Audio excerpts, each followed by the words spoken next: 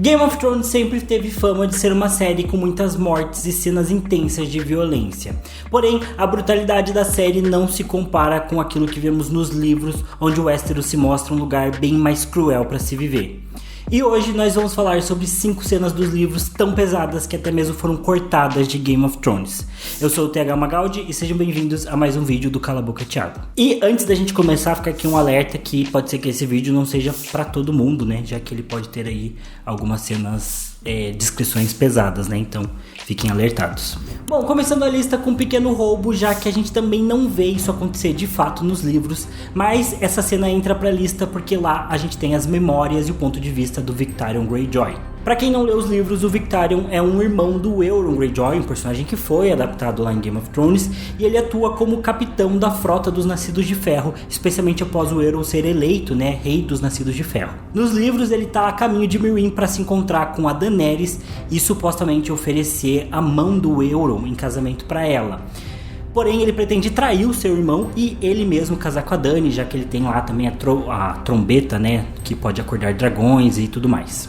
E de modo geral, o Victarion não tem muito amor pelo seu irmão, já que em tempos passados o Euron dormiu com a esposa do Victarion e foi um grande trauma na vida dele, mas não tão traumático quanto o que aconteceu com a sua esposa, já que o Victarion ficou tomado pela raiva porque o Euron tinha afirmado que a esposa do Victarion tinha seduzido o Euron para que ele fosse dormir com ela, e o Victarion ficou possesso e acabou matando a esposa com as próprias mãos. E como a gente sabe que os Greyjoy sempre têm uma moral bastante duvidosa, é difícil acreditar na história do Euron de que ela teria seduzido ele e blá blá blá. Sem contar que esse é um papinho clássico, né? O Victarion fica várias vezes pensando nessa situação, remoendo o que aconteceu, sendo que ele tem bastante raiva do Euron que ele guarda pra si e também parece sentir um pouco de remorso pelo que aconteceu com a esposa. Às vezes ele parece que ele se arrepende e às vezes não. E provavelmente esse passado conturbado tenha sido um dos motivos pelos quais o personagem do Victarion Greyjoy acabou sendo cortado da série de Game of Thrones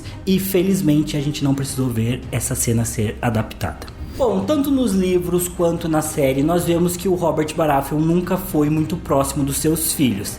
E nos livros a gente tem um pequeno indicativo de por que ele realmente sentiu uma forte aversão pelo Joffrey em particular. Tem uma cena nos livros na qual o Robert está conversando com o Ned Stark e ele conta que quando o Joffrey era criança, o garoto descobriu que uma das gatas do castelo lá em Porto Real estava prenha e simplesmente mutilou a bichana para retirar o feto de dentro dela. O garoto ainda foi pessoalmente mostrar o que ele tinha feito pro Robert, tentando ganhar algum tipo de reconhecimento pela sua obra macabra. E é claro que o Robert ficou completamente indignado e até mesmo bateu no filho. Depois disso, o Robert entendeu que o menino não batia bem da cabeça e até admite pro Ned que sabia que o Joffrey tinha sido culpado da situação envolvendo o filho do açougueiro, o Mika, e a Nymeria, enquanto o grupo deles passava pelo Val Rubi lá no primeiro livro. Que a gente sabe que a Nymeria morde o Joffrey e depois vai embora e blá blá blá. O rei ainda fala pro Ned que o único motivo dele não ter largado tudo e ter ido viver como mercenário em Essos é porque ele sabia que o Joffrey assumiria o trono e queria tentar corrigir o garoto antes disso acontecer. Nos livros, essa cena é contada para mostrar que o Joffrey era uma criança que provavelmente nasceu meio psicopata, meio sociopata, assim como diversos serial killers que também mutilam animais quando criança antes de partirem para outras vítimas. Porém, a gente também pode interpretar como nunca houve um tratamento adequado para lidar com o Joffrey, né, tanto da Cersei quanto do Robert, já que a criança sabia que o Robert adorava caçar e talvez tenha tentado fazer uma caça do seu próprio jeito, ainda que tenha sido uma situação bem macabra. Na série, porém, eles optaram por mostrar a crueldade do Joffrey de outras formas, talvez tão ruins quanto, mas não vou voltar. Nos livros, Catelyn Stark retorna à vida após os eventos do Casamento Vermelho, ainda no epílogo do 3º livro. E assim como vemos na série, a mãe do Rei do Norte teve a sua garganta cortada após ver o filho ser assassinado. Porém, nos livros, ela é encontrada no rio morta já há 3 dias e é trazida de volta à vida pelo Lord Beric Dondarrion. Porém, apenas parte da Catelyn Stark volta de fato à vida e a sua descrição é bastante grotesca, como a gente vê lá no capítulo 8 da Brienne, no livro O Festim dos Corvos. Abre aspas. A mulher de cinza não deu resposta. Estudou a espada, o pergaminho, a coroa de bronze e ferro. Por fim, ergueu a mão até a garganta e agarrou o pescoço, como se pretendesse esganar a si mesma. Em vez disso, falou. Sua voz era hesitante, irregular, torturada. O som parecia vir de sua garganta, em parte um coacho, em parte um arquejo de asmático, em parte um matraquear da morte. A língua dos condenados, pensou Brienne. Senhora Coração de Pedra abaixou o capuz e desenrolou o cachecol de lã cinzenta que lhe cobria o rosto. Seus cabelos estavam secos e quebradiços, brancos como osso. A testa salpicada de verde e cinza manchada com os rebentos marrons da putrefação. A pele agarrava-se ao seu rosto em faixas rasgadas dos olhos até o maxilar. Alguns dos cortes estavam cobertos por crostas de sangue seco, mas outros escancaravam-se para revelar o crânio por baixo. Ou seja, por ter a garganta cortada, para Catelyn falar, ela precisava tampar o rasgo da garganta com as suas mãos para que algum som, meio ainda bizarro, saísse de lá. E acho que toda essa descrição da Senhora Coração de Pedra seria muito difícil, talvez, de reproduzir de uma forma fidedigna na série. E eles preferiram cortar, além, é claro, de simplificar toda a situação lá nas terras fluviais, Mas seria muito bizarro e muito perturbador ver essa personagem na série. Na série, na 4ª temporada, nós vemos uma luta intensa entre a Brienne e o Cão de Caça. Porém, nos livros, enquanto a Brienne busca pela Sansa, ela acaba enfrentando 2 foras da lei e um deles está usando o antigo elmo do Cão de Caça, fingindo ser ele. A gente já conhece esses 2 foras da lei que a Brienne enfrenta quando somos introduzidos lá ao Jaqen H'ghar. Eles são o Dentadas e o Horge. 2 homens ferozes e bastante violentos, e que Dentadas, inclusive, teve sua língua cortada e os seus dentes são bastante afiados, então ele tem um visual bem característico. E no seu 7º capítulo, no Festim dos Corvos, a Brienne passava pela estalagem do entrocamento, onde ela para defender a estalajadeira e acaba entrando em combate contra os 2. Inicialmente, a Brienne luta apenas contra o Horge e consegue matar ele em um duelo bastante incrível, muito bem descrito pelo Martin, mas acaba sendo surpreendida pelo Dentadas, que simplesmente ataca ela com muita violência e, pior de tudo, decide fazer jus ao nome dele e começa a mastigar o rosto da Brienne. Abre aspas. Porque essa cena é muito boa. A luta e tal, tá na chuva, tem um monte de trovão, aí chegam 7 caras na estalagem, eles começam a ameaçar a mulher da estalagem, a Brienne tá escondida, ela pensa, meu Deus, eu não posso lutar contra 7, mas aí quando eles ameaçam ela, ela sai, tira a espada e começa a ofender os caras, aí vem luta com ela luta contra ele, e ela fica lembrando os ensinamentos do mestre dela, dizendo que os homens sempre iam subestimar ela, então por isso que ela precisava deixar eles cansarem, e aí ela deixa, aí ela mata o cara, e aí do nada o Dentados ataca, ela começa a bater nela, não sei o que e tudo mais. É bem cruel, mas é muito bom. O Martin sabe muito bem descrever cenas de luta. Eu lembro que, acho que a única história que eu tinha lido com luta de espadas, antes de ler As Crônicas de Gelo e Fogo, era Percy Jackson.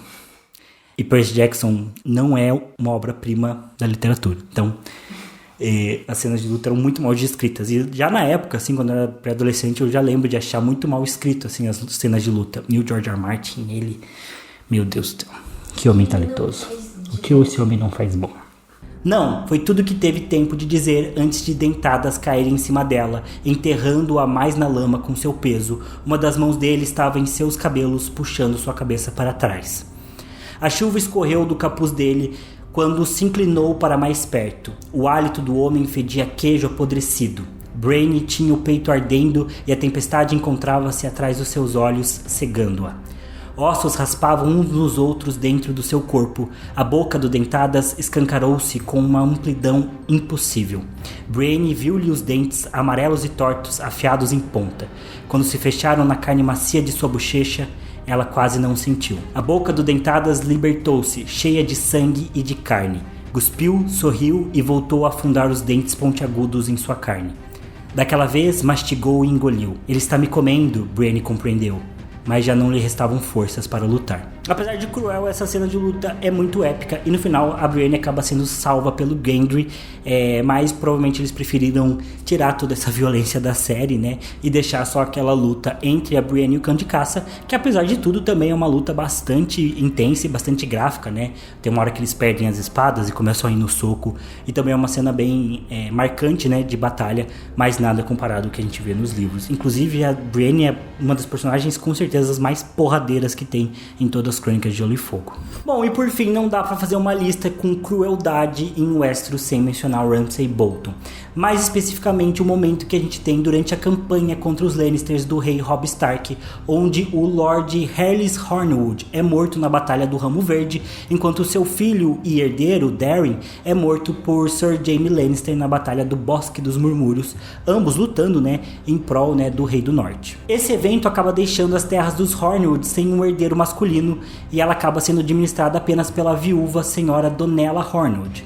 E como aquelas são terras muito produtivas, começa a rolar todo um debate de que a Donella precisa se casar novamente. Porém, a Donella já é uma mulher mais velha e não gosta de nenhum dos pretendentes que é apresentado para ela. Além disso, o Bran, o Robb e o Mestre Luwin não sabem o que fazer, já que as terras dela são bastante estratégicas e precisam ser bem administradas e defendidas. Inclusive, a senhora Hornwood vai até o Winterfell para falar sobre a questão do casamento e sobre a colheita de inverno que está rolando lá no norte, avisando também que o Ramsay Snow, filho bastardo do Lord Bolton, estava reunindo homens no Forte do Pavor. Ela tinha medo disso, já que o Ramsay tinha uma fama cruel e as suas terras eram vizinhas às terras dela, e a Donella acreditava que o bastardo tinha alguma má intenção. E, dito e feito, enquanto ela retornava para a fortaleza de Hornwood, a senhora Donella é capturada por Ramsay e seus homens. Naquela mesma noite, ela é forçada a se casar com o Ramsay. Irritado, o primo dela, o Lord Manderly, manda seus soldados capturarem o castelo Hornwood para proteger as terras da Donella dos Bolton. E para vocês terem noção, é assim que a gente é introduzido ao personagem do Ramsay Bolton. Inclusive, na verdade, só nós que somos leitores acabamos tendo essa consciência de que foi ele que fez tudo isso, porque o Ramsay ainda cria toda uma distração, coloca a culpa no antigo fedor dele, cria toda uma situação bizarra lá, então ele é um personagem bem macabro e talvez seja o pior personagem das Crônicas de Gelo e Fogo e a pessoa mais cruel viva em Westeros, compete forte com Montanha, mas eu diria que o Ramsay é mais sádico. E é isso, pessoal, digam aí nos comentários o que vocês acharam dessa lista. Vocês querem mais cenas que foram cortadas por serem pesadas demais? Também dá pra trazer cenas que seriam muito caras e que foram cortadas de Game of Thrones porque seriam muito caras, ou cenas que são muito mágicas nos livros e por isso foram cortadas de Game of Thrones, e por aí vai. Dá pra fazer várias listas desse sentido, e é só vocês deixarem nos comentários que eu tô sempre lendo. Ultimamente eu tô meio mal pra responder comentário, mas eu vou voltar lá e vou responder tudo que eu não respondi, prometo. E então podem comentar aí sem medo que eu vou estar sempre lendo. E é isso, pessoal, espero que vocês tenham gostado desse vídeo. Não esqueçam de deixar o seu curtir se vocês tiverem curtido, ou se inscrever no canal se vocês não forem inscritos. E eu vejo vocês no próximo vídeo. Valeu, falou e até mais. Já não sei mais falar mais nada nesse vídeo, pelo amor de Deus. Vamos pausar depois do take 2. Bom, começando ali, isso... Que delícia, começando bem. Acontecer nos livros, mas nós temos... Agora o Diego não pode mais fugir dos meus surtos. Quer dizer, eu não posso mais esconder os surtos do Diego. É isso, Diego, eu sempre surtei muito nos vídeos. Vamos lá. Especialmente após o Euron ter se tornado aí... Tá muito rápido. Sabe qual é o problema dessa coisa? Devia ter um botão de mais ou menos pra aumentar, diminuir a velocidade, e não uma lebre rápida. Não aumenta não. Eu que sou burro então. Eu que sou burro, Diego, confirmado. Bom, e começando a lista com um pequeno roubo, já que nós também não vemos... Nós. O Diego já fico metendo o dedo na cara dele. Desculpa, Diego. Um dia o canal vai dar dinheiro, Diego. Aí eu vou poder comprar um controle Bluetooth pra passar o TP. O Victarion atua como capitão da Frota de Ferro, especialmente após o Euron ser eleito, como um rei dos Nascidos de Ferro. A Frota de Ferro é a frota do Trono de Ferro, tô maluco. É que são os Nascidos de Ferro. Faria sentido eles serem a Frota de Ferro, mas a Frota de Ferro, na verdade, é a frota do Trono de Ferro. Começamos bem. E de modo geral, isso foi um fato que marcou muito a vida do Victarion, tanto que ele ficou completamente irado e raivoso e acabou matando a sua própria esposa com um golpe, se eu não me engano, de socos mesmo, com as próprias mãos. Essa frase ficou muito pesado, pra falar assim. Não que não seja pesado, mas... Bom, e já que o seu próprio irmão o traiu antigamente, quando ele dormiu com a sua antiga esposa. Ai, tô falando muito ele, né? Vai embolando. É uma mistura de tentar ler o TP com tentar fazer o texto ficar melhor, porque o texto parece que nunca tá bom o suficiente. Um caos. E de modo geral, o Euron não tem muito...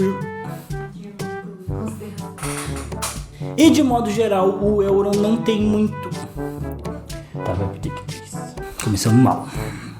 Take 3. O Robert tem uma cena em que o Robert conta que... Peraí... Que quando o Joffrey era criança, o garoto tinha descoberto que tinha e simplesmente mutilou a bichana pra tirar o feto morto de dentro dela. Não dá pra tirar o feto, né? Vivo, não sei agora. Ficou estranho. Então tá errado já. Super agradável ficar repetindo essas coisas. Super bacana, George R. R. Martin. Falei pro Diego, tem que ser mais apelativo nos vídeos, porque tá difícil. Eu tento não ser apelativo, eu tento me controlar, mas não dá. O povo quer isso. Nos livros, essa cena é mostrada... Nos livros, essa cena é contada... Peraí. Tá, pausa. Take 4. E assim como vemos lá na... Tormenta de Espinho. Vamos ter que esperar o avião, Diego. Calma aí.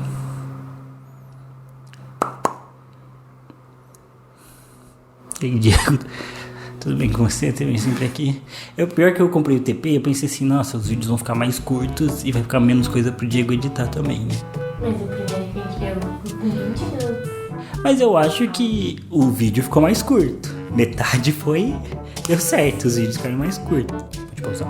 Tem que 5, eu acho. Brienne acaba buscando por Sansa, ela... Peraí que eu errei o texto... Tá, diminuir a velocidade pra poder ler melhor. Eventualmente, a Brienne acaba sendo salva pelo Gendry. Peraí. Literalmente, é maior. A Cavaleira dos Sete Reinos. Bem, tô rodando. O curto tá muito mais rápido, né? O curto. A gente demora bem menos tempo, Diego. Não sei se isso te traz paz. Acho que não.